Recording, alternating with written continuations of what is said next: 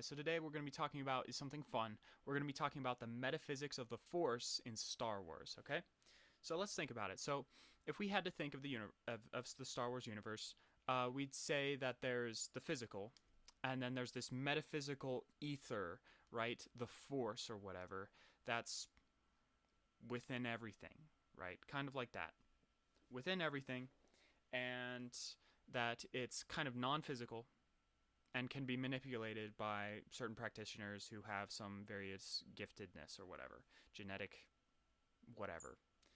And so we can deduce that the force and the medium that they're operating in is not physical because it wouldn't really make sense for, like, oh, I sense a disturbance in the force because of a bunch of bumping particles that are whispering in my ear, or I can interpret those, or that they'd actually, if it was millions of light years away and that happened, I was able to sense it, or somebody was able to sense it. That's not probably based on physical matter, things bumping or whatever, how things go like that, right? Because it would still be traveling if we thought of that analogy, and that's kind of where the action at a distance thing that Einstein was talking about kind of falls apart, right? So we'll just say that it's fields, pressure mediations, and a non-physical ether-esque thing, right? Which makes sense. So we'll just work with that. Okay. Then, then we have the idea. Okay, so we have the light side of the force and the dark side of the force. Okay, and that's usually just for a character development stick, right? But that's not really the case. That's not really accurate, because we have this model, which is cool. It's like the yin yang model, like, space ninjas kind of thing, whatever. But that's not true. Okay, so what we look at is that we have a dark side of the force and the light side of the force. Now, when we have a spectrum of what light we can see, just, literally, we have only a specific spectrum of light that we can actually see and perceive, right? And so if we sit in a dark room, if we sit in a room and the room's dark and we can't see, then we're like, oh, it's dark. It's dark in here. It's dark in here. But when we put on infrared goggles, or we look through, UV goggles or whatever, like the night vision goggles that the military has, well, that there's actually light there that we just can't perceive, and since we can't perceive it, it's perceived as dark, right? But not because it's not there, not because the light, quote unquote, is not there. It's just that we can't perceive it. Okay?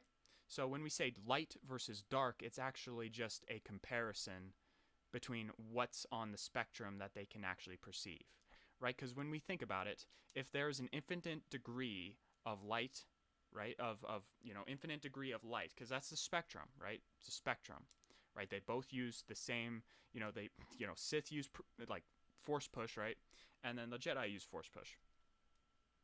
It's just so it's the same method, it's the same degree on both sides, right? It's the same thing, it's the same spectrum, but what parts of the spectrum they utilize is where the distinction is found, right? It's not that they're completely different. It's not like, there's a distinction point when you're good and when you're evil, because that's not true.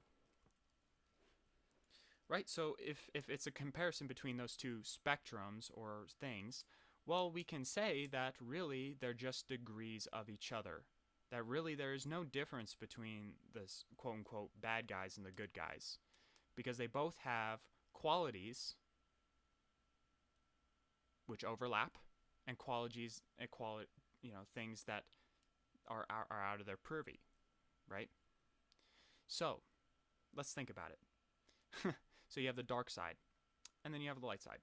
Well, the light side obviously has blue, purple, green, yellow, orange, and I think like a white-ish color. I think there's also one that's weird that nobody uses for the quote good guys, right?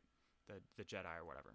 And then you have the red lightsaber, and maybe, like, if you have Revan or whatever, you look into the fluff. There's other lightsabers or whatever, but you have probably the most iconic one, which is the red one.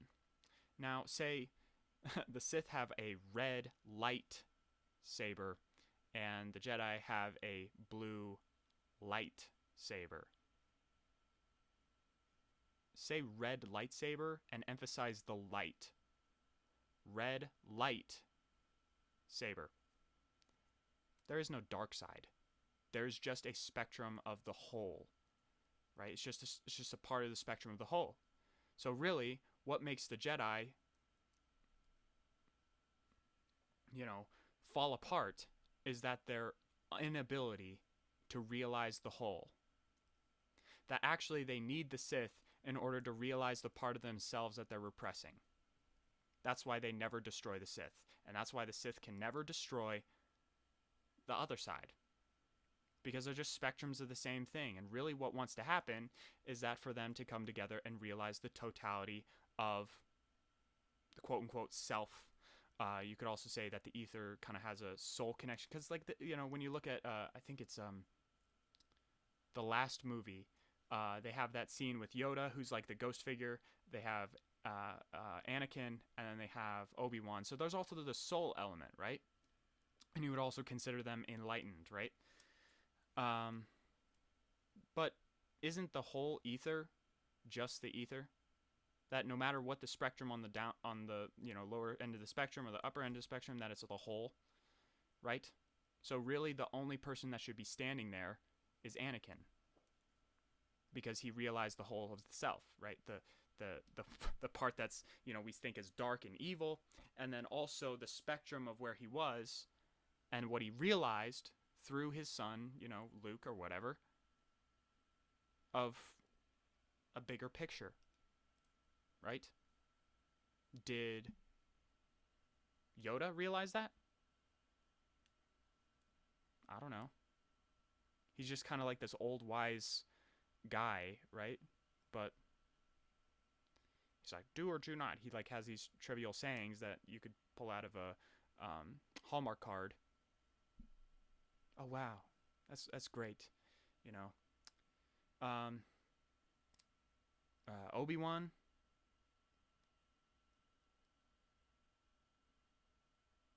He's gone through some stuff. Like, if you look at the fluff, he's gone through some stuff. And so his ability to be a whole person makes sense that he's a whole person. So maybe I should take that back. But it's through their character development of going through those dark times and resolving that trauma. It's realizing the whole self. It's realizing that the dark aspects and then the integration of all those dark aspects, those shadow aspects in the self. Right? So the metaphysics of the Force is that really both these practitioners use the same thing. It's just on what side of the spectrum they are, and really the true power would be in using all of it. Right? Just like, imagine if somebody didn't use, somebody had their idea of the self, or they had their whole self, and they only chose to use one little piece. How weak would that be? It'd be very weak, because you wouldn't know them, because you'd have this little aspect of them, and then the rest is just, it's there, and it projects out into the world, and that's how the, kind of your mind said, the things that we hate. The things that we hate, we project out, and, the things that we haven't integrated yet are the things that we hate, and we project out. So, what does that tell us? Well, if we see something that we hate, we resolve the processes behind that. We get to the bottom of what that means to us. And then that hate dissolves, goes away. And then the idea and it integrates, right? We get this part of the spectrum, right? Feeling all of our emotions fully. Right? Now we get this full spectrum of what life feels like, and we feel more alive. And that's usually when, people, say, oh, I feel so, like when people say that they're numb, it's because they're not letting themselves feel all of their emotions fully. I mean, all of them.